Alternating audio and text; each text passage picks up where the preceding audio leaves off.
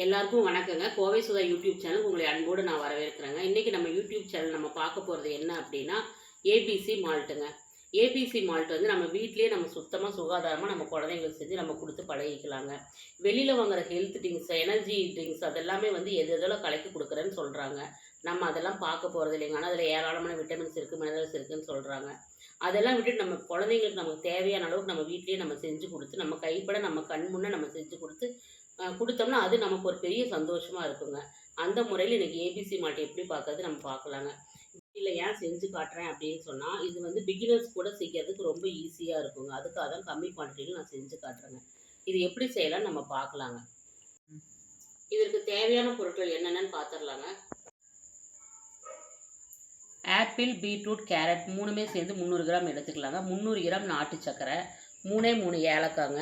இதுக்கு தேவையான அளவுக்கு 10-15 கிராமுக்குள்ளே பாதாம் போட்டால் போதுங்க. 15 கிராமுக்குள்ளே முந்திரி போட்டால் போதுங்க. இப்போ வந்து நம்ம பீட்ரூட், கேரட், ஆப்பிள் மூணையுமே வந்து நம்ம சுத்தம் பண்ணி நம்ம எடுத்துகிட்டு வரலாங்க. இப்போ நம்ம எடுத்து வச்ச ஆப்பிள், பீட்ரூட், கேரட் மூணையுமே கழுவி நம்ம சுத்தம் பண்ணி தோல் சீவி எடுத்துகிட்டு வந்துருக்கோங்க. இப்போ இதை நம்ம எப்படி செய்யலாம்னு பார்க்கலாம் வாங்க. கடாய் நல்லா சூடாகிடுச்சுங்க. இப்போ எடுத்து வச்ச 15 கிராம் பாதாமை வறுத்து சூடு பண்ணிக்கலாங்க. பாதாம் எடுத்துடலாங்க. அதாவது பாதாம் வந்து இப்படி தொட்டால் இப்படி உடையணுங்க. இந்த ஸ்டேஜில் எடுத்துடணுங்க. அடுத்து எடுத்து வச்ச 15 கிராம் முந்திரி, இதிலே எடுத்து வச்ச 3 ஏலக்காய் போட்டுடலாங்க.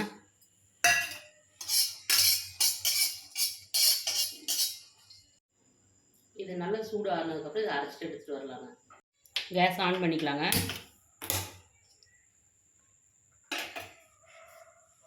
இப்போ அரைச்சி வச்ச கேரட், ஆப்பிள், பீட்ரூட் மூணையுமே இதில் கொட்டிக்கலாங்க. முடிஞ்ச வரைக்கும் இரும்பு கடாயில் பண்ணால் தாங்க இது ரொம்ப நல்லாயிருக்கும். இரும்பு சத்து நமக்கு கிடைக்கும். அது இல்லாமல் இரும்பு கடாயில் தாங்க நல்லா கிளறதுக்கு நல்லா சௌரியமாக இருக்குங்க. நம்ம போட்டுக்கிறது கம்மி குவான்டிட்டி தாங்க. ஆனால் என்னோடய கரண்டி பாருங்கள் எவ்வளோ பெருசாக இருக்குது. ஏன் இதை எடுத்து வச்சுருக்கேன்னு சொல்லி அந்த டிப்ஸை நான் செய்யும்போது உங்களுக்கு சொல்கிறேங்க. எடுத்து வச்ச நாட்டு சர்க்கரை கொட்டிக்கலாங்க. 300 கிராம். பீட்ரூட் லைட்டாக தண்ணி வற்றினதுக்கப்புறமா இந்த நாட்டு சர்க்கரையை நம்ம கொட்டிக்கலாங்க. இதுக்கு மேலே தாங்க இது கிளறிக்கிட்டே இருக்கணும். இது கிளறும் போது ரொம்ப ஜாக்கிரதையாக கிளறணுங்க. ஏன்னா ஃபுல்லாக நம்ம மேலேயே தெரிக்குங்க. தள்ளி நின்று கிளறணும். லைட்டாக அப்பப்போ மூடி வச்சு திறந்து அப்பப்போ கிளறி விடணுங்க. இது ரொம்ப நேரம் கிளற வேண்டி வருங்க. அதுதாங்க இந்த கேரட், பீட்ரூட், ஆப்பிள் மால்ட்டோட ஸ்பெஷாலிட்டியே. பாருங்கள், நாட்டு சக்கரை போட்டது இப்போ தான் கொதிக்க ஆரம்பிச்சிருக்குது. இதுக்கு மேலே தாங்க கொஞ்சம் நேரத்துக்கு தெரிக்கும் பாருங்க. இதனால தான் நம்ம பெரிய கரண்டியை எடுத்து வச்சுக்கணும். ஏன்னா நம்ம கையில் வந்து அது ரொம்ப பற்றும். பார்த்தீங்களா, இப்போவே தெரியுதுங்களா உங்களுக்கு? தள்ளி நின்று ரொம்ப ஜாக்கிரதையாக செய்யணுங்க. இது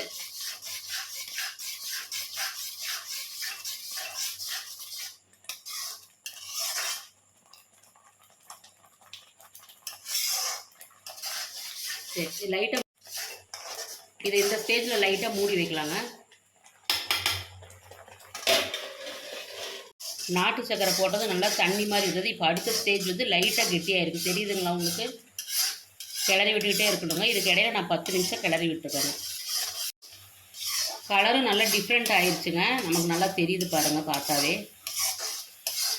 அதனால் ஒவ்வொரு கையில் மாற்றி விட்டு கிளறி விட்டுட்ருக்கோங்க. இது செய்கிறது கொஞ்சம் கஷ்டம்தாங்க. அதனால தான் பிகினர்ஸ்க்கெல்லாம் கம்மியாக குவான்டிட்டியில் செய்கிற மாதிரி நான் செஞ்சு காட்டியிருக்கேங்க. இதுவுமே பார்த்தா கூட என் ஃப்ரெண்டோட பேத்தி வந்து கேட்டாங்க. அவங்க வந்து எதுவுமே சாப்பிட மாட்டேங்கிறாங்கன்னு சொல்லி இதாவது நம்ம கொடுத்து பார்க்கலாம் அப்படின்னு சொல்லி எனக்கு செஞ்சு தர சொன்னாங்க. அதுக்காக தாங்க இதை நான் செஞ்சுட்ருக்கேன். இப்போ பாருங்கள், இப்போ அடுத்த ஸ்டேஜில் இன்னும் கொஞ்சம் கெட்டியாக இருக்குது. தெரியுதுங்களா உங்களுக்கு? இன்னும் ரொம்ப நேரம் கிளறிட்டு தாங்க இருக்கணும்.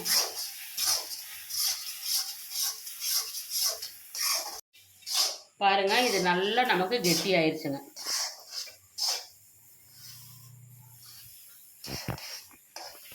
பார்த்தீங்களா, நல்லா உருண்டுட்டு வருது இல்லைங்களா?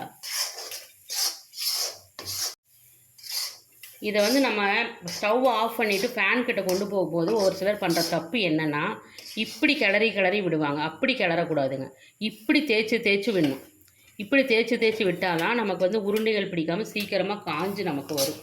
அதனால தான் ஒவ்வொருத்தர் எல்லாமே கரெக்டாக பண்ணாலும் எனக்கு வந்து அந்த பதம் வரல எனக்கு வந்து ஜாம் மாதிரி இருக்குதுன்னு சொல்கிறதோட ரீசன் வந்து அதுதாங்க.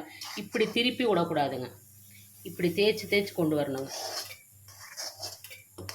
இப்போ நம்ம அரைச்சி வச்ச பாதாம், முந்திரி, ஏலக்காய் 3 போட்டுக்கலாம்.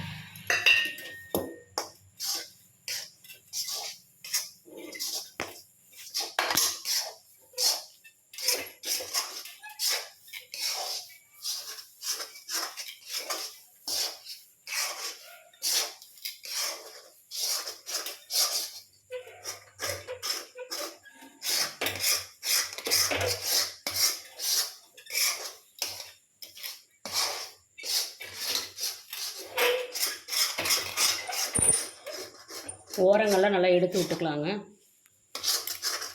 இப்போ உருண்டு நல்லா கரண்டியோடு வருதுங்க. இந்த ஸ்டேஜில் ஸ்டவ் ஆஃப் பண்ணிடலாம்.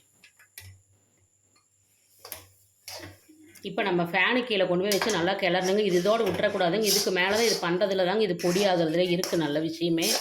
வாங்க எப்படின்னு பார்க்கலாம். பாருங்கள், இப்போ நம்ம கேஸ் ஸ்டவ்லேருந்து இறக்கி வச்சு இப்போ 5 நிமிஷம் தான் ஆகுது. நல்லா அமுத்தி கிளறி விட்டு பவுடர் ஃபார்முக்கு லைட்டாக வந்துருக்குது பார்த்தீங்களா?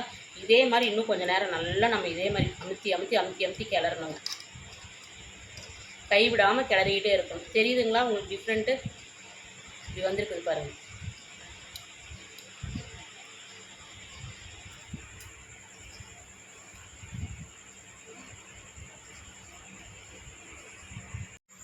பாருங்கள், இப்போ நல்லா இந்தளவு பவுடர் ஆகிருக்கு. இது அப்படியே கொஞ்சம் நேரம் சூடாகிறதும் நம்ம மிக்ஸி ஜாரில் போட்டு நம்ம பொடி பண்ணி காட்டலாம். ஆல்ரெடி நான் பீட்ரூட் மட்டும் போட்டு மால்ட் செஞ்சு வச்சுருக்கேங்க. இது ஒரு 2 kg நான் செஞ்சேங்க. எங்களுக்கு 1 kg, இன்னொருத்தருக்கு 1 kg நான் செஞ்சேங்க. குவான்டிட்டி அதிகமாக போட்டதுனால ரொம்ப கஷ்டப்பட்டுட்டேங்க. அதோட அனுபவத்தை நான் சொல்லணும்னு நினச்சேன்னா எனக்கே ஒரு மாதிரியாக தாங்க இருக்குது. ரொம்ப கைவலி எடுத்துருச்சுங்க. அன்றைக்கி நைட்டு ஃபுல்லாக எங்கள் பொண்ணு ஸ்ப்ரே எல்லாம் அடிச்சுன்னா எனக்கு கைவலி சரியாச்சுங்க. அவ்வளோ கஷ்டம் இது கிளறது மட்டும். அதனால் பிகினர்ஸ் எல்லாம் கம்மி குவான்டிட்டியில் போட்டு நீங்கள் செஞ்சு பாருங்கள். 2 மணி நேரம் ஆயிடுச்சுங்க. நல்லா இந்த மாதிரி ஈரமெல்லாம் காஞ்சு நல்லா இந்த மாதிரி வரன்னு இருக்குங்க. இப்போ இதை ஈரம் இல்லாத ஒரு ஜாரில் போட்டு நம்ம வந்து இப்போ பொடி பண்ணி காட்டலாங்க. ஒரு சிலருக்கு இது பிகினர்ஸுக்கு செய்யும்போது 2 மணி நேரம் தான் ஆகும் அப்படின்னு பயந்துக்காதீங்க. அது ஒரு நாள் கூட எடுத்தாலும் எடுத்துக்கலாம். அப்படி உங்களுக்கு சப்போஸ் பிகினர்ஸ் செய்யும்போது ஒரு மாதிரி உருண்டையாக பெருசாக வந்துட்டாலும் நீங்கள் எது வந்தாலும் நீங்கள் பயந்துக்காதீங்க. ஒரு நாள் நீங்கள் வெயிலில் வச்சு எடுத்து அரைச்சி பாருங்கள், அதே சூப்பராக வந்துடுங்க. பாருங்கள், இப்போ நான் இது 2 தடவைக்கு போட்டு அரைச்சி இப்போ இதில் நான் போட்டு ஜல்லிக்கிறேங்க. எல்லோரும் ஜலிக்க மாட்டாங்க. நான் ஏன் ஜல்லிக்கிறேன்னா இது வந்து குழந்தைங்க சாப்பிட்றதுக்காக எங்கிட்ட கேட்டிருக்காங்க. அவங்க திப்பியாக இருக்குது அப்படி இப்படின்னு எதுவும் சொல்லக்கூடாது. ஆனால் இதில் எதுவுமே வேஸ்ட் ஆகாதுங்க. லாஸ்ட் வரைக்கும் நம்ம போட்டு நம்ம கிரைண்ட் பண்ணி நமக்கு கொடுத்துடலாங்க. பாருங்கள் எப்படி பவுடர் ஃபார்மில் நல்லா வருதுன்னு. இதே மாதிரி நம்ம கடைசி வரைக்கும் இது பண்ண முடியுங்க. பாருங்கள், இந்த அளவுக்கு பவுடர் வந்து இப்போ இந்த அளவுக்கு நமக்கு ஜல்லடை அடிக்குதுங்க. இது இன்னொரு தடவை போட்டு கூட நம்ம வந்து கிரைண்ட் பண்ணிடலாம். இப்போ இது செகண்ட் டைம் வந்து நம்ம மிக்சியில் போட்டு எடுத்துகிட்டு வந்திருக்கோங்க. இது பார்க்கலாங்க. இப்போ செகண்ட் டைம் போடும்போது இவ்வளோ தான் நமக்கு வந்துருக்கு. இது வந்து ஒரு சின்ன டம்ளரில் எடுத்து வச்சுக்கலாம். இது நம்ம வேஸ்ட்டு பண்ண வேண்டாம்.